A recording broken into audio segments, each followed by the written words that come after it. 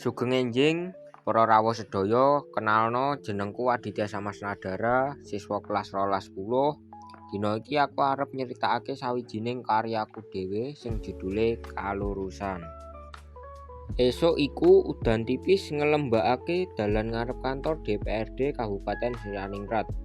Ing antarane wong-wong sing lalu lalang, ana sawijining pawarta enom jenenge Arga sing wis setahun kerja ing salah sijine media lokal.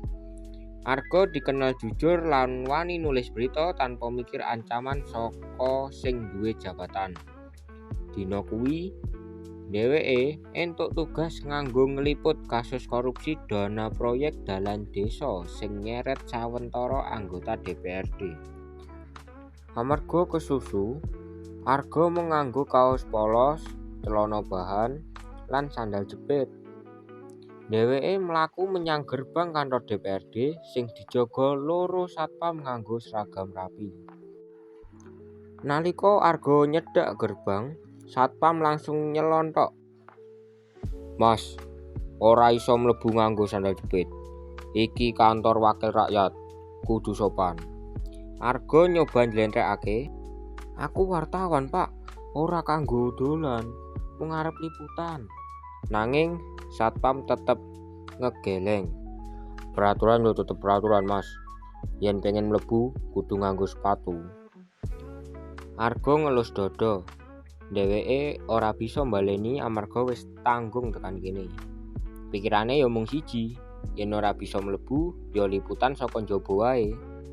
Nalika lagi ngaso ing kursi pinggir dalan, ana wong tuwa nganggo topi camping liwat nggawa gerobak sayur. Wong kuwi Pak Darmo, pedagang sayur saka pasar ngisor sing saben dina liwat kantor DPRD. Arga banjur nyapa, "Sugeng enjing, Pak. Panjenengan ngerti ora soal kasus korupsi sing rame kuwi?" Pak Darmo langsung mandeg, mripate murup karo nesu sing ditahan. "Ngerti banget, Mas. Aku ki rakyat cilik sing saben dina mbayar retribusi pasar. Nanging sing duwe jabatan malah nyolong duwite rakyat.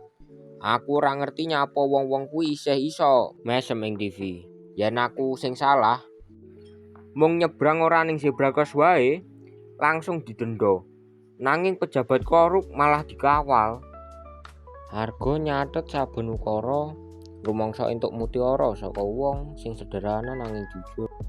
Nalika Arga lan Pak Darmo lagi ngobrol, ana mobil ireng mewah mlebu gerbang kantor DPRD. Satpam sing mau ngusir Arga langsung sigap, buka pager lan hormat. Pejabat sing metu nganggo jas, sepatune mengkilap lan semerbak parfum larang.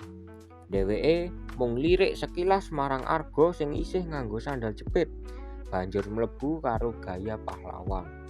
Ora suwe, nalika mobil iku arep parkir, amplop coklat tiba saka jendela mobil lan glinding pas ing ngarep sikile Arga. Nalika dibuka, ana dhuwit lan tulisan cendhek, "Supaya beritamu alus, Mas wartawan." Tulisan sing ana ing amplop coklat. Arga kaget, nanging banjur nyengir getir. Dheweke ngerti saiki bebener pancen ora disenengi wong sing salah. Arga langsung ngangkat ponsele, nyetel kamera lan motret kabeh amplop, mobil, lan plat nomere. Dheweke banjur mlaku menyang Pak Darmo sing isih melu ndelok. "Pak, aku wis ngerti saiki. Wong sing nganggo jas rapi ora mesti duwe ati resik." Pak Darmo mangsuli lirih sing penting, "Mas, aja dadi kaya wong-wong kuwi. Wong jujur bisa kalah duit, nanging ora bakal kalah nurani." Sore kuwi, berita Arga tayang nganggo judul "Wartawan ditolak mlebu DPRD nanging nemokake bukti suap pejabat." Beritane dadi viral. Nanging sing luwih penting, Arga ora mung nulis kabar, dheweke nulis kebenaran. Sakwise kedadian iku, Arga dadi simbol wartawan jujur sing ora bisa disuap. Dheweke tetep sederhana, tetep nganggo sandal jepit, saben tugas wong-wong padha guyon. Sandal jepit iku lambange kejujuran. Arga mung mesem. Ing pikirane ana siji ukara saka Pak Darmo sing ora bakal ilang. Korupsi sing paling risih iku uduk nyolong duit. nanging nyolong kepercayaan rakyat. Tamat. Matur suwun yo, cah-cah wis gelem ngrungokne ket awal sampai akhir. Aku Aditya Samasnadara, kelas 12 10 njaluk pamit.